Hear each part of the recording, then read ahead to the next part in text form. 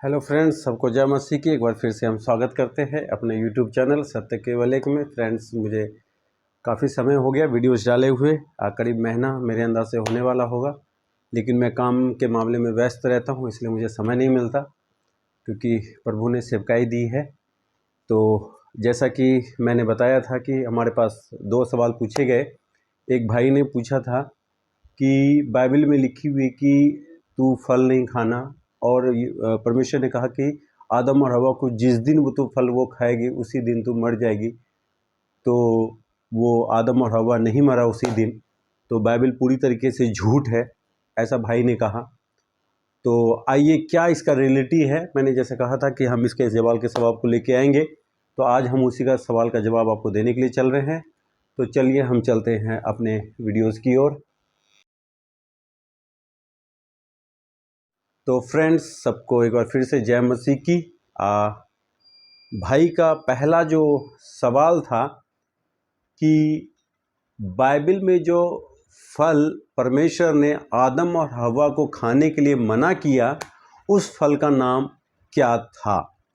मेरे फ्रेंड्स, मैं आपको छोटी सी जानकारी दे दूं कि उस फल का नाम था, जब हम बाइबल पढ़ते हैं, जब हम बाइबल उसका उत्पत्ति और उसका 2 अध्याय और जब हम उसका 9 वचन को पढ़ते हैं, कहता है, और यहोवा परमेश्वर ने भूमि में से सब भांति के वृक्ष जो देखने में मनोहर और जिनके फल खाने में अच्छे हैं उगाए, और वाटिका के बीच में जीवन के वृक्ष को और भले या बुरे के ज्ञान के वृक्ष को भी लगाया। भले या बुरे ज्ञान के भी वृक्ष को लगाया, है ना। तो जो फल परमेश्वर ने लगाए उस फल का नाम था भले या बुरे का ज्ञान का वृक्ष। जैसे हमारे चैनल जो सत्य केवल एक है, आपको कैसे पता चला कि हमारे चैनल का नाम सत्य केवल एक है? जब मैंने उसका नाम रखा सत्य केवल एक। इसी तरीके से जिसने भी इस संसार में आया, वो पैदा होने के बाद नामकरण होता है, चाहे उसका कुछ भी नाम रखे, हवाई जहाज, जमीन, धरती, चावल, दाल, भात, है ना। आपको थोड़ा सा अटपटा सुनने में लग सकता है, लेकिन ये रियलिटी है कि जो परमेश्वर ने जो फल के नाम रखे वो था अच्छे या बुरे फल का ज्ञान। क्योंकि अच्छे या बुरे ये भी एक नाम है इंसान का दिया हुआ, जिसको हमने पढ़ के जाना कि अच्छा मीन्स अच्छा और बुरा मीन्स बुरा।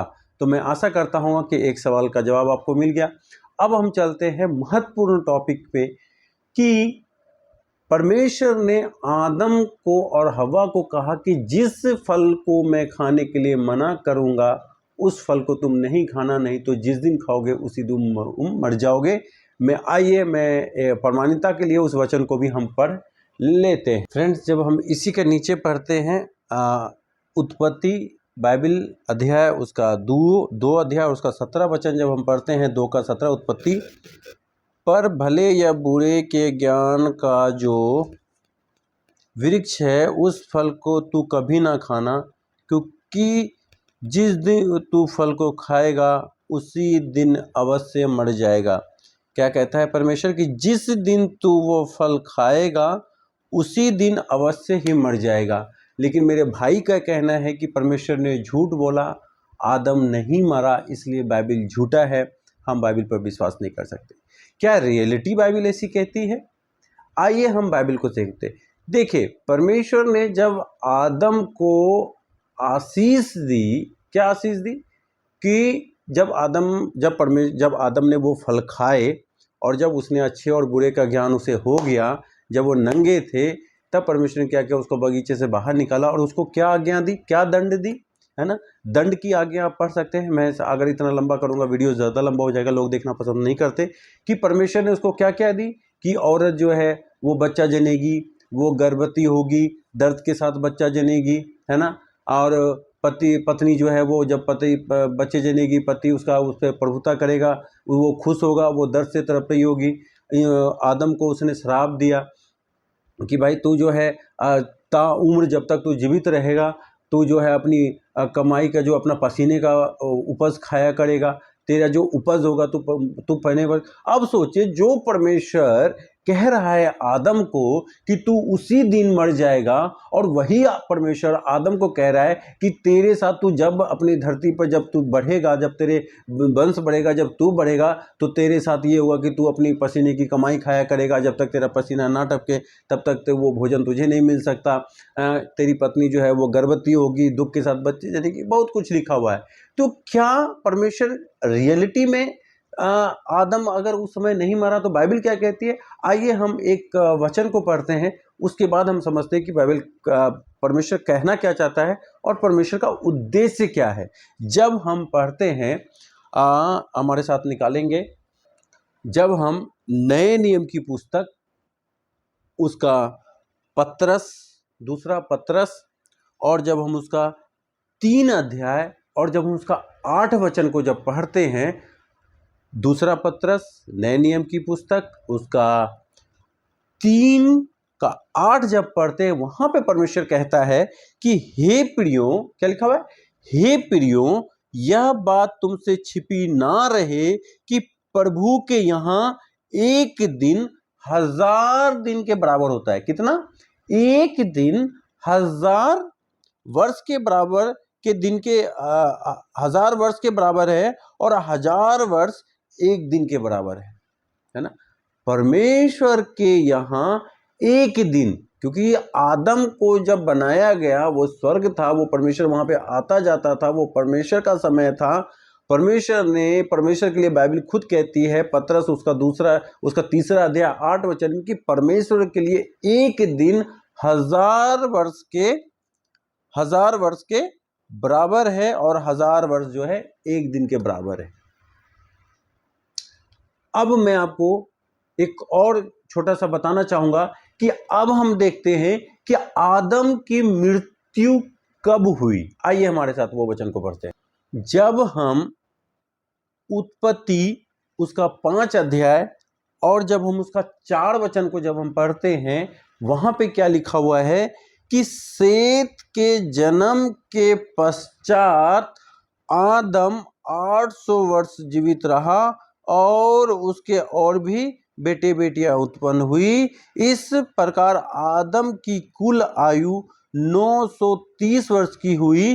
तब पश्चात आदम मर गया।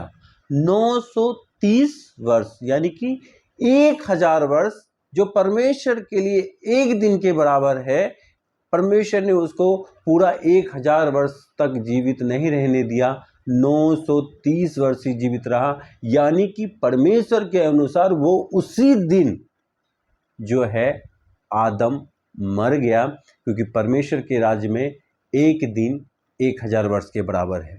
अगर ऐसा नहीं होता तो परमेश्वर जो है मूसा को ये दंड, या हवा को ये दंड देता ही नहीं कि तू बच्चे जनेगी, दर्द के साथ जनेगी।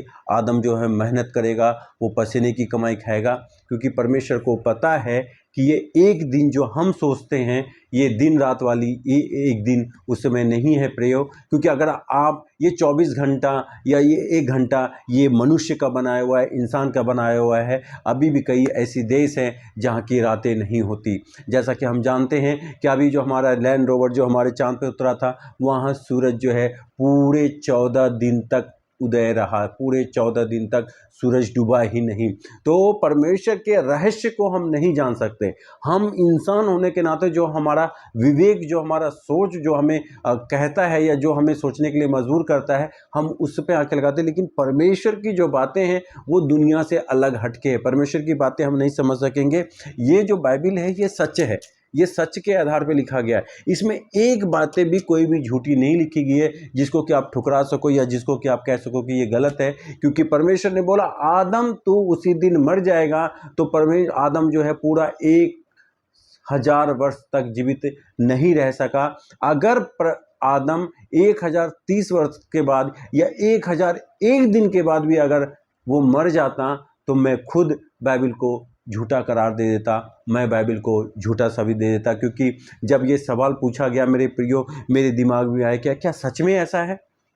मैंने नेट पे भी सर्च की, नेट पे यही मिला, वो जो है वो आदम में वो गिर गया, वो आत्मिक रूप से मर गया, वो ये रूप से मर गया, वो रूप से मर गया। मैं बोला नहीं, ये क्वेश्चन मुझे सेटिस्फाइज नहीं कर रही, नेट की क्वेश्चन मुझे सेटिस्फाइज नहीं करी, मेरे दिल को तसल्ली नहीं हो रही। मैं घुटनों के बल बैठा, मैंने प्रेयर की, प्रभु आखिर बता कि ये रियलिटी क्या है। और जब मैं बाइबल को पढ़ा, ये वचन मेरे पास खुद आए, यह वचन आप नेट पे खोज सकते हैं, ये आपको कहीं भी इस सिलसिलेवार से जिस तरीके से मैंने बताए, आपको कहीं भी इसका डेफिनेशन नहीं मिलेगा जहाँ तक मैं जानता हूँ। जब हमने देखा, जब हमने पढ़ा, जब हमने रिसर्च किया, तो हमें पता चला कि पत्रस, दूसरा पत्रस और 3 के 8 में परमेश्वर कहता है कि परमेश्वर के लिए एक दिन 1000 वर्ष के बराबर होता है। और जब मुझे इससे भी तसल्ली नहीं हुई, फिर मैंने खोज की कि आदम आखिर मरा कब। जब मैंने आदम को मृत्यु देखी तो वो 930 वर्ष के होके आदम मरा, और उसके पीछे उसकी पत्नी भी मर गई होगी। जब आप नीचे पढ़ेंगे उसकी पत्नी की भी मृत्यु लिखी हुई है कि वो जो भी है मर गया। लेकिन परमेश्वर के कहे अनुसार 1000 वर्ष से ज़्यादा कोई जी नहीं सका, क्योंकि परमेश्वर ने आदम को बोला था कि जिस दिन तू वो फल खाएगा उसी दिन मर जाएगा।